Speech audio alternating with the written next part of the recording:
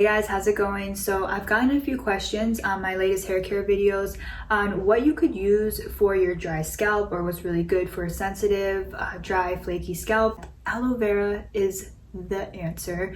It's something that I have been using for many years, and I feel like it has treated my scalp better than any of the dandruff shampoos or treatments that you buy at the store. Because if you do pick it naturally, like from a garden, you have to soak it in water overnight. So I've been soaking this actually for a few days now, but at first take the aloe vera, wash it and soak it in cool water. You're gonna see the water turns a darker color because all of the sap or the slime from it comes out. You want to take that out of the plant. Also too, if you're not going to use it right away, it's really good to store it in just some cool water, just because the aloe vera will dry up and it doesn't have like that moist type plumpy texture to it almost.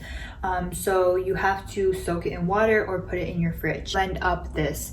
So if you do blend it up and you do want to store it and keep it in your fridge for a long period of time, make sure to soak it. That's when you really need to cut the plant up, take out all of the meat or all of the gel, put it in cool water for at least 5 minutes, and then once it is soaked, you can then go ahead and blend it. Is I cut up all the meat from it or all of the gel from it, and then I blend it up, add a little bit of water, and then store it in like a airtight container in the fridge. If I do make a large batch, the aloe vera gel will last in my fridge for about a week. After that, I will make a new batch. Take the brush with the aloe vera gel and directly apply it to my scalp as if I was dyeing my hair or I was like conditioning my hair. The reason why the brush works a lot better is that your fingertips sometimes can like drop the slime and it doesn't really help to evenly distribute it as well.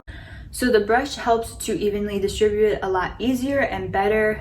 And also too, I feel like it helps to get those little tiny areas on your scalp that you couldn't just do with applying it with your hands. Just leave it completely on my scalp for about 20 minutes. Now aloe vera will dry up quickly and it gets a little bit harder in texture. So make sure not to leave it on for too long, especially don't go over an hour because it will be harder to get out of your hair, especially your scalp and the roots of your hair.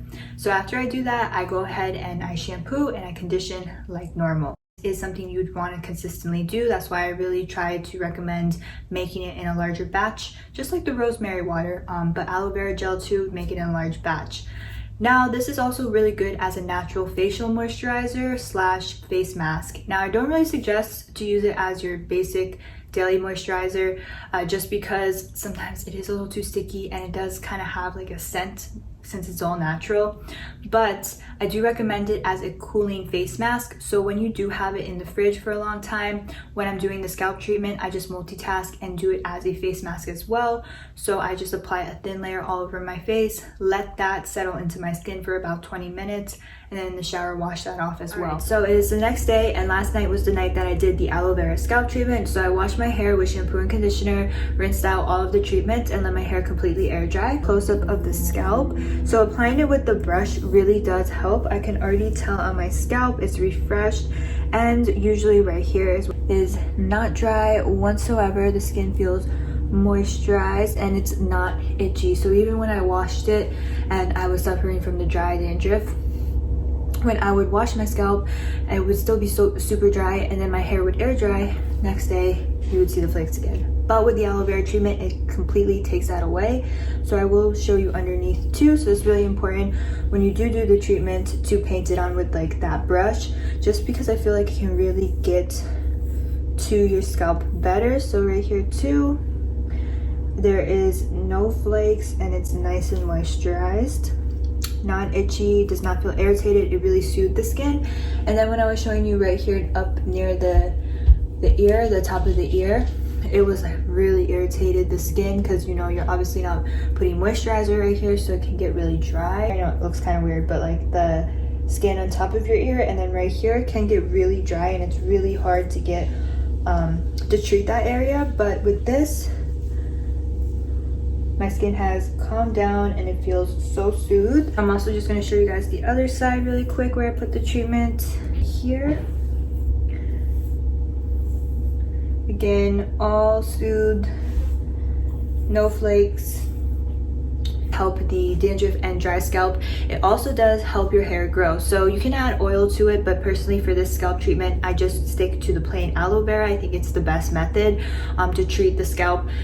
But if you wanted to apply it throughout your whole hair, you can just add a few teaspoons of coconut oil or almond oil and it will help your hair grow. But if you just use the plain aloe vera, it's still really good because it's super moisturizing and it will still help your hair grow. So I feel like the hair near the scalp too is just much more voluminous and moisturized near the roots because the skin is not so irritated. It's not making the hair fall flat or anything. The aloe vera kind of plumps up the hair near the roots, so your hair the next day will have a lot of body and volume and your scalp will feel so good. This natural DIY treatment, I know that it's gotten very popular throughout the years as well, just because it's so effective and it works and it's really good for sensitive skin. This is one of my favorite DIY type ingredients to use. It's so effective.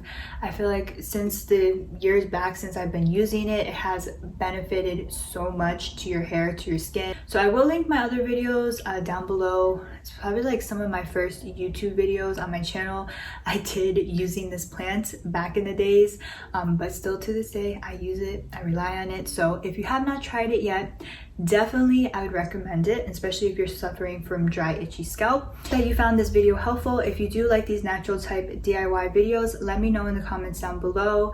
And also too, if you have any questions, let me know and I'll try to answer them in the comments. Also, don't forget to subscribe if you haven't already for more hair care and skincare videos, and I will see you in my next one.